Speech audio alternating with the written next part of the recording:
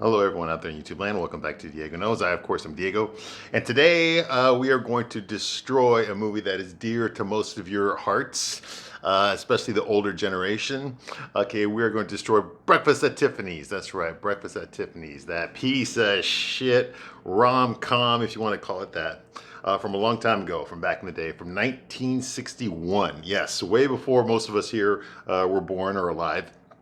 Okay, Breakfast at Tiffany's. Now, because I tend to favor guy movies. I grew up watching mostly like Stallone and Schwarzenegger movies, some Chuck Norris stuff like that. Those are the movies I like, superhero movies too.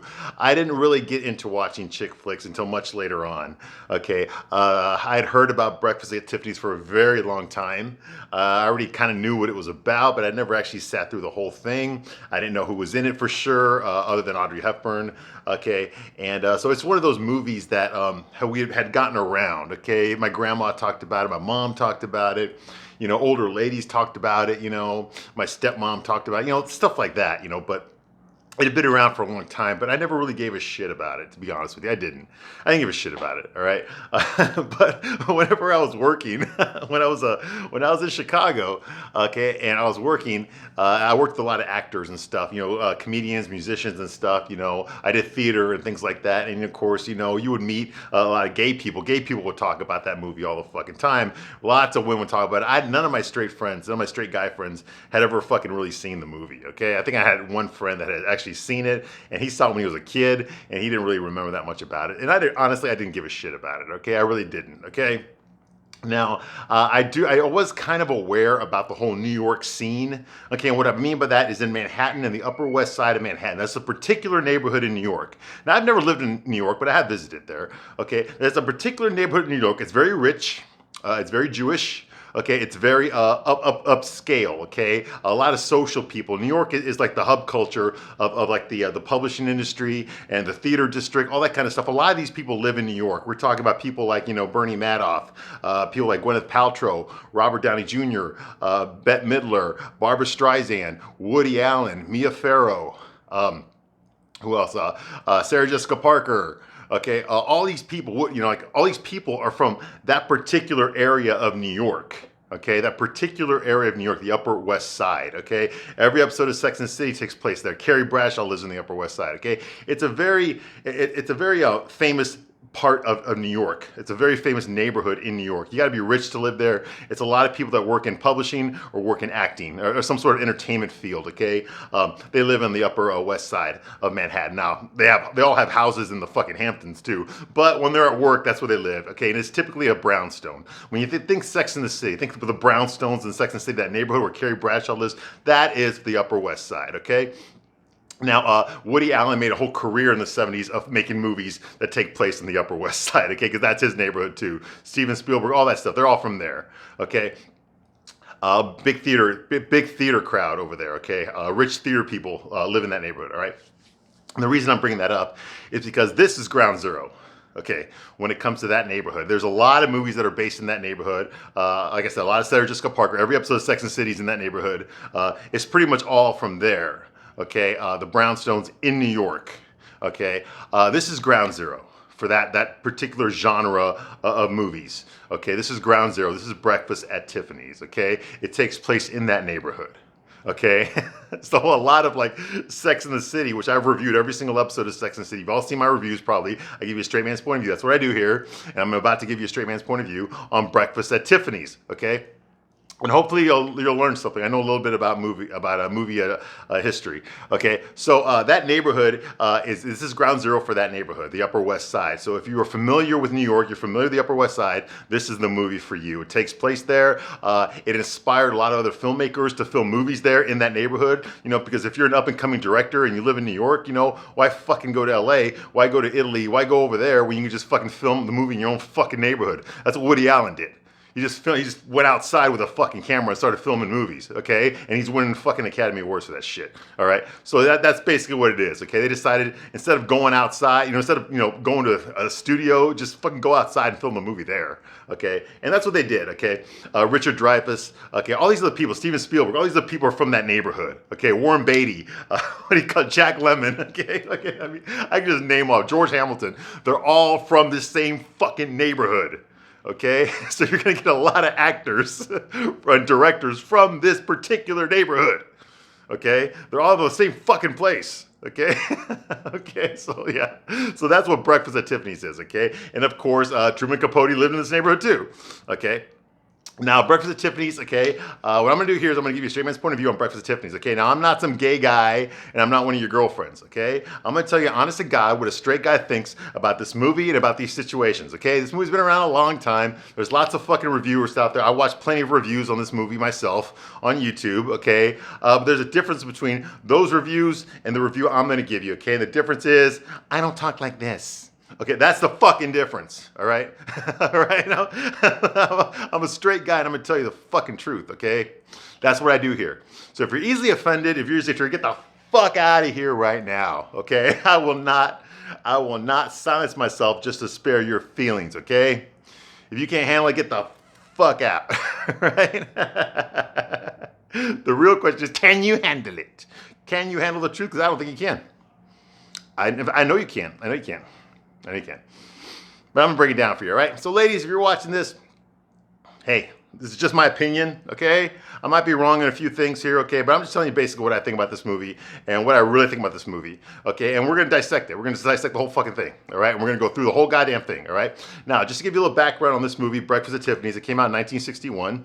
Obviously, it stars Audrey Hepburn. Okay, now, she'd already been acting before. I think she'd been nominated and some other stuff. She'd already done, like, Roman Holiday already, and she does some other fucking shit that I don't give a fuck about because I'm not gay, okay? But this particular movie was the one that blew her up, okay? That made her a superstar, okay? She was nominated for an Oscar. She was nominated for a Golden Globe for this movie. This movie was nominated and won for Best Music, won an Academy Award for Best Music, all right? So Henry Mancini, hats off to you, did a great job conducting Moon River, okay? The song Moon River is probably the song you'll think about whenever you think about Breakfast at Tiffany's. They play the fucking song like 6 or 7 times in the whole movie.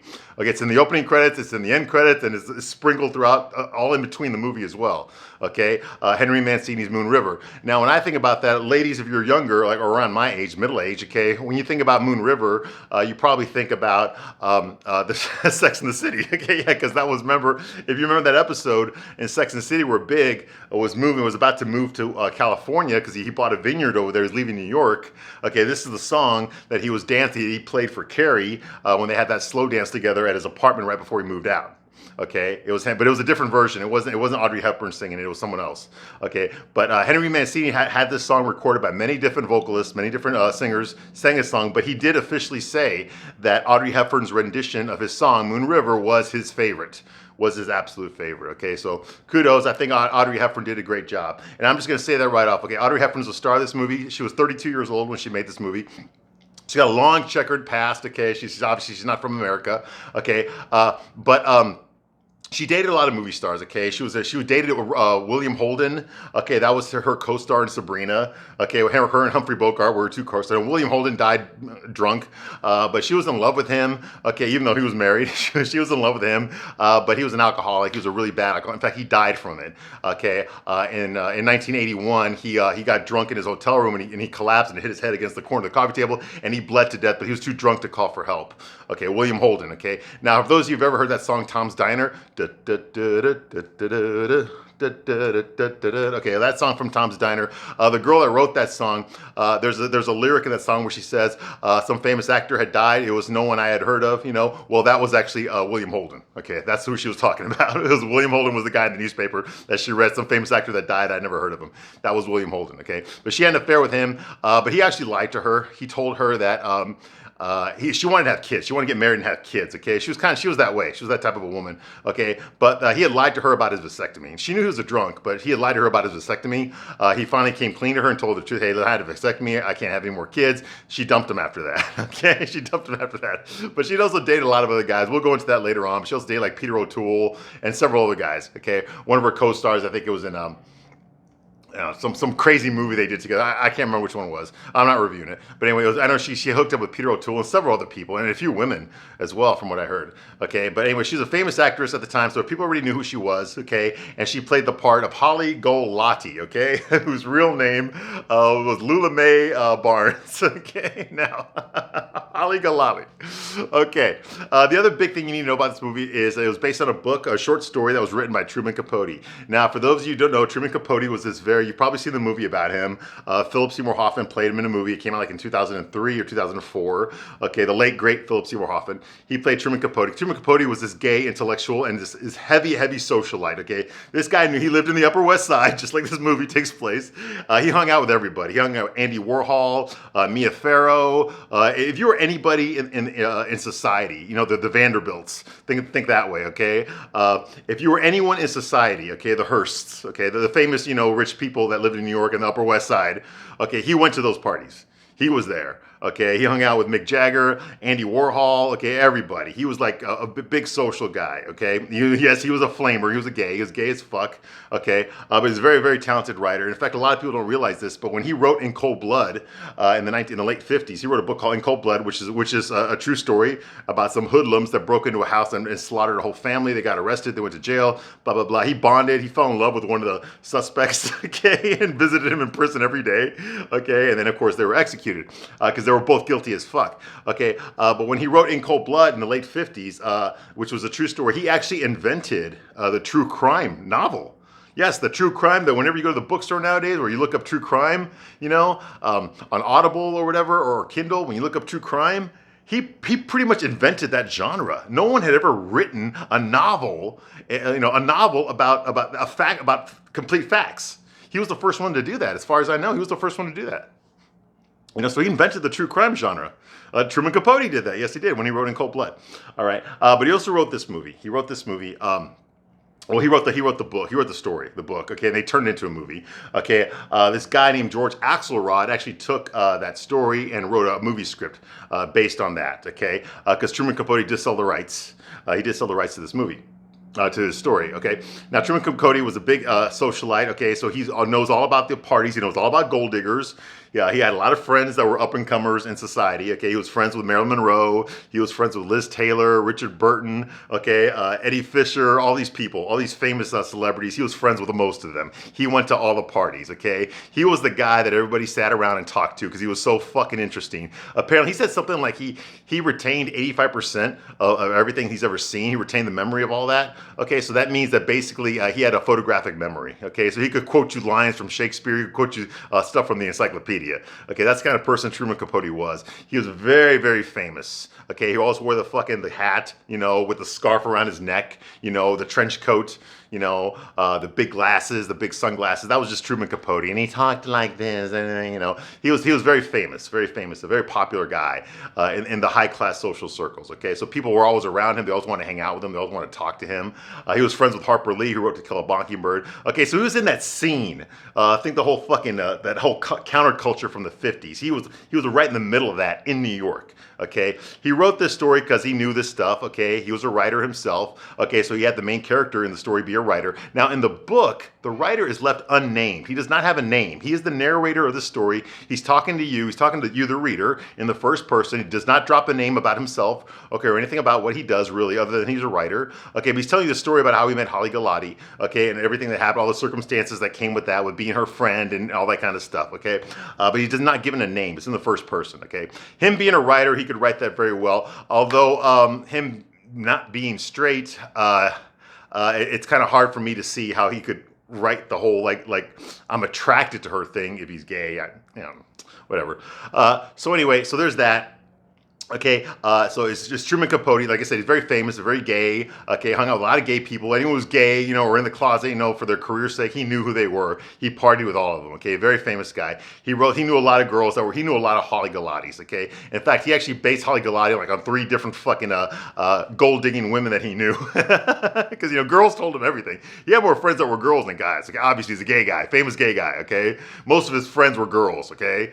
Like I said, he hung out with Jane Mansfield. He hung out with Marilyn Monroe. Marilyn Monroe was a really good friend of his, you know. So he knew a lot of people. All right. And Holly Galati was basically an amalgamation of all these different women that he knew, just going to the parties and stuff that he went to, all the cocktail parties, all the Broadway openings, all that kind of shit. He knew a lot of people like that. All right. He was like the main attraction at every fucking party. Whenever you went to a party, he was the guy that was the center of attention all the fucking time. All right. So anyway, the character that he created in the story is called Holly Galati, okay? It means Holiday Galati, okay? Now, in the book, when we first meet her, she's 18 or 19 years old, okay? And she's living in this apartment in this brownstone, okay? Right downstairs from the narrator, okay? The narrator of the book. Now, in the movie, the narrator's name is Paul Varjak, played by George Papard. Now, for those of you, if you're a straight guy like me, you already fucking know who George Papard is, okay? And it ain't fucking Paul Varjak, okay? George Papard is fucking Hannibal! From the A-Team. Bum, bum, bum, bum, bum. Yeah, I love it when a plane comes together. Rawr. Yeah, Hannibal, the leader of the A-Team. Yes, with Dirk Benedict and Mr. T. Yeah, that's who I know him from. That's who I remember him from, not this fucking piece of shit movie. Okay, but anyway, yeah. So he plays Paul Varjak. He's the writer, okay? And he's not a writer that doesn't write. He's a fucking gigolo, okay? He's a fucking gigolo, okay? He lays the pipe. He lays the pipe for money. That's the only way to do it. I'm kidding. Okay, no, I'm not. Okay, now, yeah, so he lives there as well. He's a writer that doesn't write. Okay, she just pounds this fucking rich woman, and she gives him money. She leaves the cash on the counter by the nightstand. You know, that kind of thing. All right. So now let's get into the story here. Okay, the story is about Holly Galati, okay, who was basically a fucking hooker. Okay, she's a prostitute, all right? Now, they don't say that in the movie. The Hays Code was still in effect in 1961 when this movie came out, so they couldn't call her a prostitute, okay? So, when George Axelrod wrote the script, he had to work his way around that. He couldn't say she's a fucking prostitute, even though that is what she was, okay? She slept with rich men for money. Okay, now they use the euphemism in the story that they give her $50 every time she goes to the bathroom. What the fuck? How expensive is it? You know, in 2023, you go into the bathroom and there's a fucking like an attendant there. Okay, I've never had to pay $50 to anybody in 2023 for anything in the fucking men's room. Okay, no Bob Bigelow in there that gets 50 fucking bucks for what? You know, but yeah, so we know what that means. Okay, just think about it. It's a metaphor for something else. All right. Okay, but yeah, she gets $50 every time she goes to the bathroom. All right. So there's that going on, and men pay her money, okay? She also has a steady job. Once a week, she goes to fucking Sing Sing Penitentiary in New York to give the weather report to some guy there named Sally Tomato, some fucking mobster, some New York mobster, okay? And she acts like she's completely oblivious to this, okay? Now, maybe if she was a dumb fucking redneck 18-year-old living in New York, okay, she might be, but this is, Audrey Hepburn was fucking 31 years old when she filmed this movie, okay? So she, a 32-year-old woman, okay, would know what the fuck the weather report really meant. It's code for something else. It's how they're passing information to the fucking mob boss in the prison, okay? But she's completely unaware of that. All she knows is she gets $100 a week just for doing that, all right? Oh, well. So yeah, she's a prostitute, okay? And guess what? The other main character here, Paul Varjak, played by George Papard, he's also a prostitute. Yeah, he's got a sugar mama that takes care of him, all right? He's got a typewriter with no fucking ribbon in it, so he doesn't write shit. He actually did write one book. He wrote one book that nobody fucking read, and he hasn't written anything since, and it's been like, what? I think he said it was like 4 years since he published that book, and he has not written anything else, okay? Because he fucking sucks as a writer, apparently, all right? But he's got a typewriter there. Anyway, he was screwing some woman, some married woman, some sugar mama. Her name, I forgot her name, but he doesn't call her by her name in the movie. He calls her E2. Or 2E. I can't remember. Is it E2? No, 2E. He calls her 2E. Or is it E2? I don't fucking remember. What was it? Is it E2 or 2E? I don't fucking know. Anyway, but he calls her, I think it's E2. He calls her E2. Or it might be 2. Who fucking knows? The reason it's that is because that's his room. He lives on the second floor. He lives in apartment E2. So he calls his sugar mama E2. Because she's paying for it. Hey, man. It's hard work. Now, okay, if you have watched my videos on Sex and the City, there was a character on Sex and the City named Smith Jared. Okay, now one of the things that really pissed me off about that show was that the way they were trying to present the character of Smith Jared, this pretty boy, blonde-haired guy, you know, up-and-coming actor. Okay, he hooks up with fucking 48-year-old fucking Samantha Jones, a publicist. Okay, and she basically makes his career. She gets him a billboard on Times Square. She gets him a fucking modeling contracts and acting jobs, and he starts getting Gus Van Sant movies and all this kind of. She goes to premieres with him, right? He basically turned this fucking struggling waiter at a fucking restaurant that doesn't cook the food into a fucking celebrity. She turned him into a celebrity, okay? And in exchange for that, he just had to fucking fuck her, right? Now, anybody can see what's going on here. Okay, he's using her. He's using her because she's helping his career. Okay, there's lots of guys in Hollywood that did this in real life. I'm thinking like, what's his name? Clark Gable did this. Fucking Errol Flynn did this. Fucking Cary Grant did this. Okay, a lot of these guys had sugar mamas. Even fucking Desi Arnaz did this. Okay, they fucked a lot of rich women. They gave them money and helped their career. Okay, so this has been going on since the beginning of time. Okay, so basically he's got a patron. Okay, he's got a patron, a woman that he fucks that helps him out. All right. Now in the character of Smith Jared, Samantha Jones was the patron. Okay, she was the one that was paying for everything, and in exchange he would just fuck her. Okay, but the way they did it in the TV show, the way they did it in Sex and the City, they kind of tried to make it look like he was in love with her. He actually gave a shit about Samantha because none of the other guys ever did. They just wanted her for sex. No, if they just wanted a girl for sex, they wouldn't be fucking a 48-year-old. Okay, okay, they wouldn't. Okay, not these guys. Because remember, Samantha Jones only fucks like male models. Okay, go get the fuck out of here. All right. So anyway, yeah, so she was basically supporting his career, literally supporting his career with her money, okay? And the show tried to make it look like he was in love with her, and she was trying to fight off her feelings for him, you know? The fact that he was faking it the whole time because she's fucking supporting his career never crossed any character's mind, and certainly not the screenwriters of the fucking TV show. They were oblivious to it too, because that's what happens when you do a show about chicks and it's written by gay guys, just like this movie is, all right? So yeah, no, he was completely using Samantha Jones, and that's what this guy's doing. But at least they don't hide it here, okay? He knows he's using this woman. And she took him to Rome. He's just coming back from Rome in the beginning of this movie. He just got back from Rome. He's moving into his new apartment, okay? Upstairs from Holly Galati, or is it downstairs? I think it's downstairs. Yeah, downstairs from Holly Galati. You know, she's on the third floor. He's on the second floor. Okay, that's when he meets her. You know, and so yeah, he's basically a fucking gigolo. Okay, he lays the pipe and she gives him money. Okay, because she's got a rich husband. All right, whenever her husband's out of town, she fucking goes in there and she fucking gets filled out. All right, hey, it's great work if you can get it, man. Let me say, it's great work if you can get it. Okay, do I talk from experience? I ain't saying shit.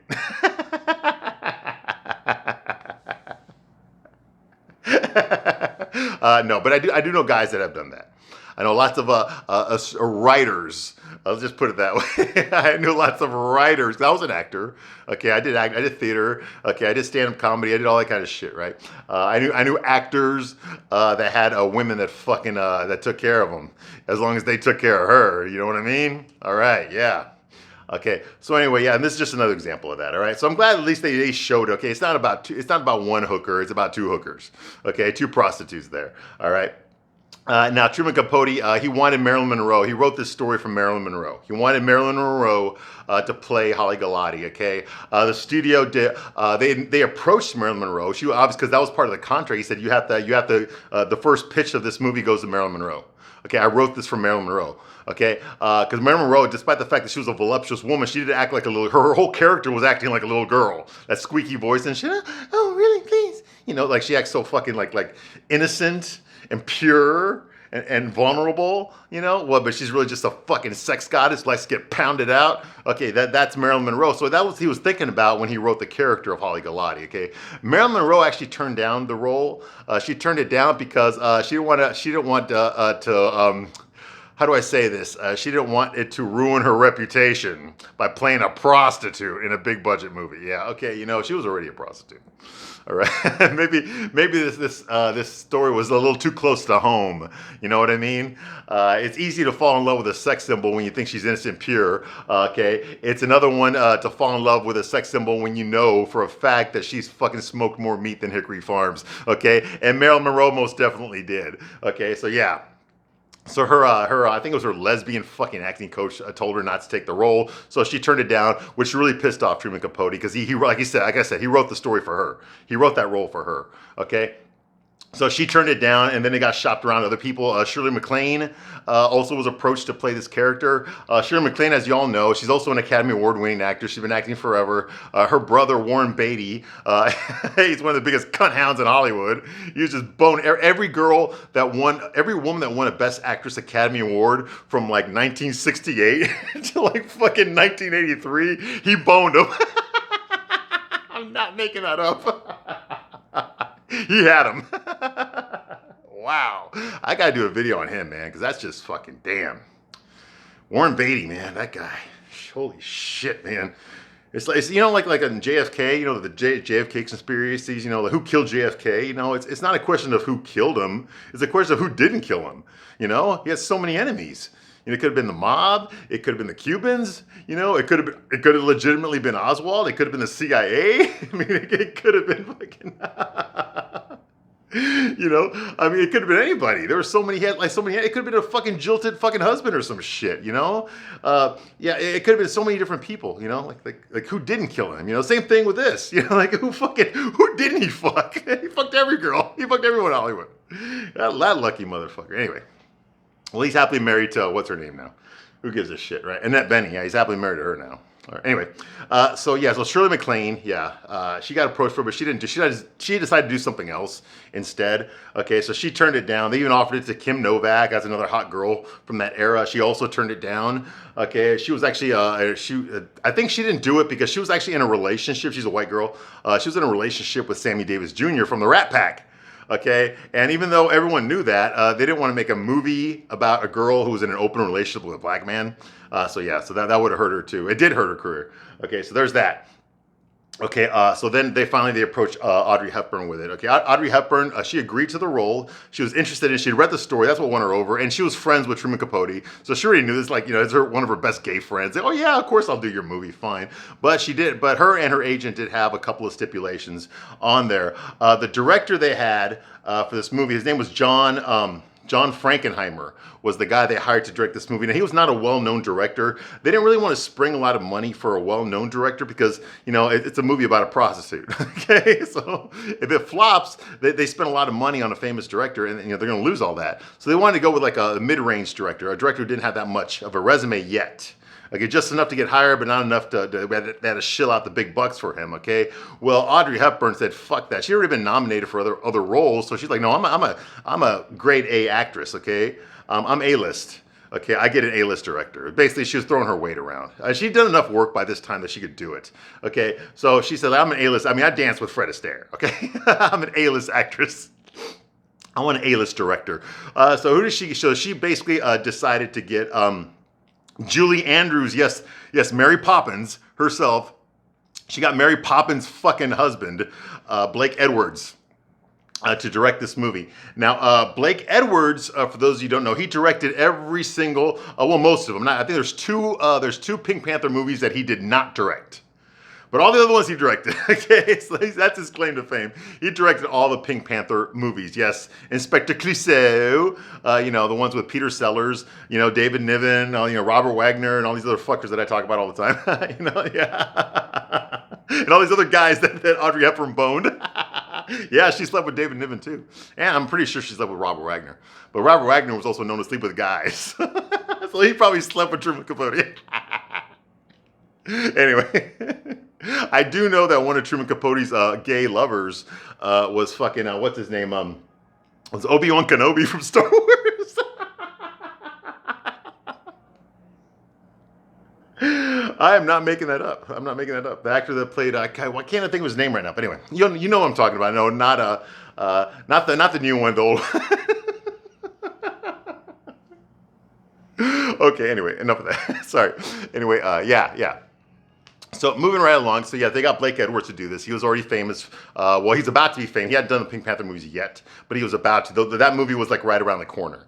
Okay, the Pink Panther movies with Peter Sellers, you know, all that. It was named after a pink diamond. You can kind of see a panther in there when you look it up. Okay, that's his claim to fame, Blake Edwards. He did all the Pink Panther movies until he passed away in 2010. And yes, he was married to Julie Andrews. Okay, the fucking what's her name? It was the Von Trapp family, or whatever. I never fucking saw The Sound of Music. Okay, don't judge me. I never saw The Sound of Music. I never saw The Sound of Music. Okay, I just know Julie Andrews was in it. I saw part of it. I know she sings that stupid ass song, do re mi, do a deer, a female deer. Yeah, I know all that shit. The Hills Are Alive with The Sound of Music. Yeah, I've seen all that crap, but I never watched the whole fucking movie. The only thing I know for sure about The Sound of Music is fucking Nicholas Hammond was in it. Okay, he was the first live-action speaking actor to play Spider-Man in the 1970s TV show. That's the only thing I really know. And yeah, and Angela Cartwright from fucking Lost in Space is also in it. That's all I really know. And Christopher Plummer. Okay, yeah, okay. So I know a little bit about it, but I have never seen the whole fucking movie from beginning to end. Okay, I know Julie Andrews from fucking Mary Poppins. What else? What else do I know her from? Mary Poppins. I watched that shit when I was a kid. It was a good movie. I still like it. I still like Mary Poppins. But yes, Julie Andrews was. Yeah, her husband was Blake Edwards, the director of this movie. So you can imagine the parties that they had together, Audrey Hepburn and Julie Andrews. In fact, Audrey Hepburn actually took a role that was supposed to go to Julie Andrews once, and she publicly apologized to Julie Andrews for taking that role. She said, "You would have done it better, Julie, but I couldn't turn it down." I can't remember what that movie was. I'll look it up and get back to you later. But anyway, so yeah, they're all friends. They, like I said, Upper West Side of Manhattan. They all fucking knew each other already before they ever filmed this fucking movie, okay? And Julie Andrews, of course, her husband directed Julie Andrews in several movies as well. Victor Victoria springs to mind. That was like this movie that came out in 1982 where Julie Andrews plays the fucking guy in that movie. And that's the reason I never saw it. But yeah, she was in that, all right? Blake Edwards, besides the Pink Panther movies, he also directed some other stuff. He directed The Days of Wine and Roses, which is an incredible movie. That was in 1962. And that movie was with Lee Remick and with, what's his name, Jack Lemmon, okay? And Jack Klugman was in it too. Yeah, the Odd Couples. Yeah, two of the Odd Couples were in there, yeah. Felix and Oscar were in there. But they were different ones, though. Jack Lemmon was Felix, and Walter Matthau was Oscar, and Jack Klugman was Oscar, and Tony Randall was Felix. Okay, but yeah, anyway, yeah, they were both in that movie. It's a movie about alcoholism. It's one of the first mainstream movies that ever dealt with the topic of alcoholism, and Blake Edwards directed that. Okay, incredible fucking movie. You should really watch, especially if you're struggling with dependency. I know plenty of people. Alcoholism has touched my family in a very strong way, and that movie is one of the best out there about alcoholism. Okay, yeah, Blake Edwards directed that. He also directed this movie 10 with Bo Derek.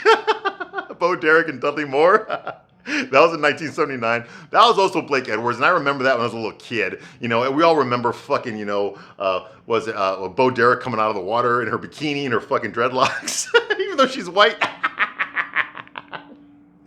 Whatever. Anyway, Bo Derek, yeah. She's coming out of the water, Well, she was actually, I think she was like 18 or 19 when she filmed that movie, and she was actually boning the director, who was like in his late 30s, John Derek.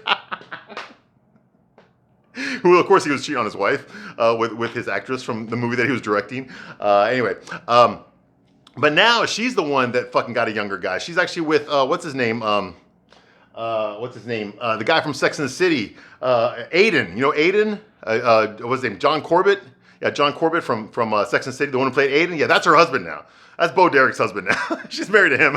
John Corbett. She's married to Aiden from Sex and the City. I hope she's not cheating on him too, like Carrie did. Okay, so there's that. He directed that. He also directed this movie called Switch, which is very good. Nobody saw it. It came out like in 1990 or 91. I saw it when it came out. I thought the movie was interesting. It was about a guy who's a player. He's this rich, handsome, good-looking guy. He's a womanizer. He fucks all these girls. What's wrong with that? But because it's a chick flick, he's the bad guy. Because he likes to fuck. So the women kill him because they're tired of him fucking having foursomes with all of them. Okay, so they kill him, and he gets reincarnated as a woman. They won't let him go to heaven. Okay, the devil says something like, "Oh no, you mistreat women. You're gonna go back there, and you're gonna have a vagina this time." So he's basically a man stuck in a woman's body. Oh my God, how progressive was that? So you got Ellen Barkin. Oh yeah, perfect choice right there, Ellen Barkin. And she's just walking around, all bow-legged and shit. Acting like a dude. Yeah. Which is kind of weird because even the guy, when he was still a male, when he was still in his male body before he died, he didn't act that way. But once he's a woman, he's, yeah, man, motherfucker, look at my cock. shit like that. It's fucking stupid. But it was funny. It was a funny movie. Joe Beth Williams was in it. So was Jimmy Schmidt. If you're fans of him, they were in that movie. It's a pretty good movie though. I did like it, but yeah, it was just kind of over the top. But what'd you expect? Okay, so that's Blake Edwards. Okay.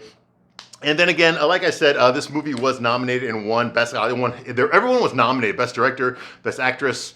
Everyone was nominated, but it did win one award. Okay, it won for Best Music. Okay, for the song "Moon River" by Henry Mancini, and then of course it's sung by Audrey Hepburn in the movie, which is a great rendition. She did a great job. Okay, all right. So we got the background out of the way. The next video, when I come back, we're actually going to go into the movie. I'm going to break apart all the scenes, okay? And we're going to discuss who was boning who in this movie and behind the camera as well. All right?